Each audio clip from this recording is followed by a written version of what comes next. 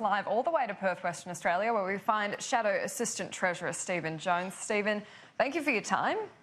Now, hey, you're in Perth along with all the Labor leadership to talk about the future direction of the Labor Party, and there's a key speech Anthony Albanese is giving later tonight. What's the most important thing to come out of it for you? Yeah, so this is the first of three speeches that our leader Anthony is going to be giving over the next 6 months, which are going to set the broad direction of what a Labor government will look like and the direction of our policy development over the next 3 years. Today, Anthony's going to be focusing on jobs and the sorts of jobs that we need in states like Western Australia to turn the economy around, because we know here in Western Australia that growth is flagging. We know the businesses are doing it tough. We know that households are doing it tough. Expenses are going up, but wages aren't going up. Profits are flat. We need a boost for jobs, and we need a plan for Western Australia and the rest of the country. Anthony's going to be focusing on some of the key things that we need to do. He's identified the importance of mining to a clean energy future.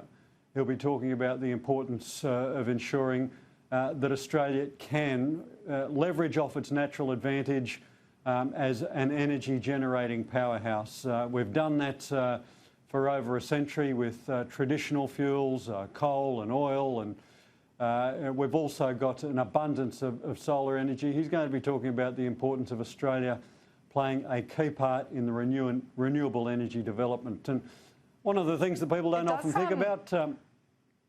Go on. It does come off as a bit disingenuous from Labor to say that they're going to couple their green ambitions with an increase in mining, especially for a state like WA where so much of the downturn is due to lack of mining. Is that not something that would be impacted by more targets like emission reductions targets? Yeah, look, let's talk about the WA issue to start with. WA's gone through an extraordinary boom in the development of new mines. Lots of jobs in that phase, less jobs as the mines become operational. And that's probably one of the keys in the downturn in mining employment throughout Western Australia. A lot of people with negative equity in their houses, feeding into sentiment and the fact that we haven't seen a wage rise here or anywhere else in the country in a long, long time. But can I go to your key point here? I come from a region where we mine metallurgical coal and where we turn that into steel through the BlueScope Port Kembla Steelworks. A lot of that steel goes into renewable energy projects. It takes a lot of steel to build a wind turbine, for example.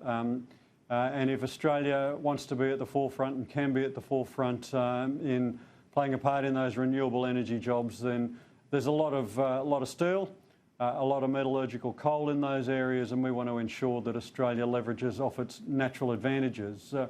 We'll also be talking about battery development. You know, we've got some of the biggest lithium deposits in the world, 4 mines in operation here in Western Australia.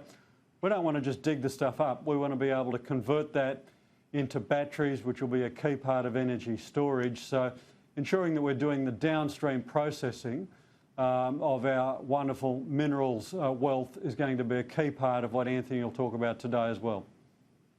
Isn't this becoming quite a divide in the Labor Party, though? We saw it during the election. You had half the party against Adani, half the party for Adani. Yesterday we had Walt Secord, senior Labor figure from New South Wales, come on this show and say that it is a divisive issue in the Labor Party and that they do need to take the front foot, saying that Labor is pro-mining. Annalise, it's a divisive issue in the community. Let's just be frank, no point denying the obvious. Yes, Adani, yes, coal is a divisive issue within the community, but we've got to get a bit of fact into the argument. If you like steel, you need metallurgical coal. There's a heap of it in the hills behind where I live, in the Illawarra. There's a heap of it in Queensland as well, and nobody's invented a way of attaching a molecule of carbon onto iron to turn it into steel yet that doesn't involve metallurgical coal. We've got lots of it. We want to use it to boost our steel industry, which is going very well in Port Kembla at the moment. We want to ensure that it continues to go well, that we can continue to be a country that produces steel but also exports metallurgical coal, not only for making Windmills, wind turbines, as I've talked about, but everything from rail to developing, being a key part of the inputs to developing the new capital that Indonesia is going to be building in the next decade as well. So there's lots of opportunities, lots of jobs. Let's get some facts into the table.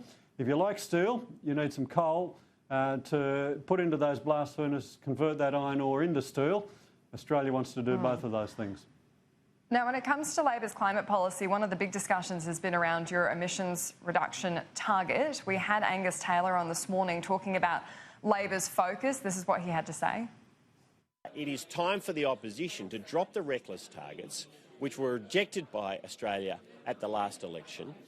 Any notion that the opposition, that Albanese is focused on blue-collar workers, manufacturing, energy-intensive industries, when at the same time they're hanging on to those reckless targets, is a fairy tale. What do you think, Stephen Jones? Is it time to drop your emissions target? Look, Angus Taylor himself is in more trouble than the early Christians. The last blue-collar worker he met was Marius Kloppers. Frankly, I grew up in a coal mining region.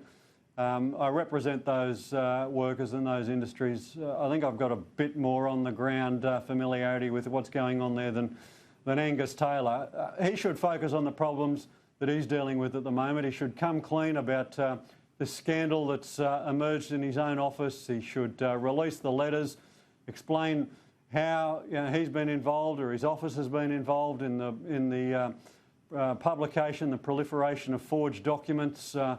And he should learn to read a graph, because Angus is the energy minister who thinks emissions are going down when they're going up, and he hasn't got a plan to meet the own targets that his government signed up to in Paris a few short years ago. So, frankly, won't be copying a lecture from Angus Taylor. He's an incompetent minister. It now appears that he's probably a dishonest one as well. He should focus on his own problems. When it comes to Labor's climate policy, we have seen in the election the biggest weakness was that it wasn't costed. Will you commit as a Labor Party to making sure that your climate policy is costed before the next election? Look, we'll have a full suite of costed policies that we take to the next election so that Australians know exactly what we're going to be offering to them. It will be focused on jobs. It'll be focused on ensuring that we can generate the sort of wage increases that Australians need, that the economy needs to get growth going in this country again. And we'll have a plan to do that. Frankly, the problem that the Prime Minister has got, he wants to wait until May next year before he makes any announcements. Let me just give you one example of where that's a problem. We've been calling on the government to implement an investment guarantee. Look, take the liquid paper out. Cover over the policy that Labor took to the last election, our investment guarantee. Call it whatever you like, but it's the right policy for the times.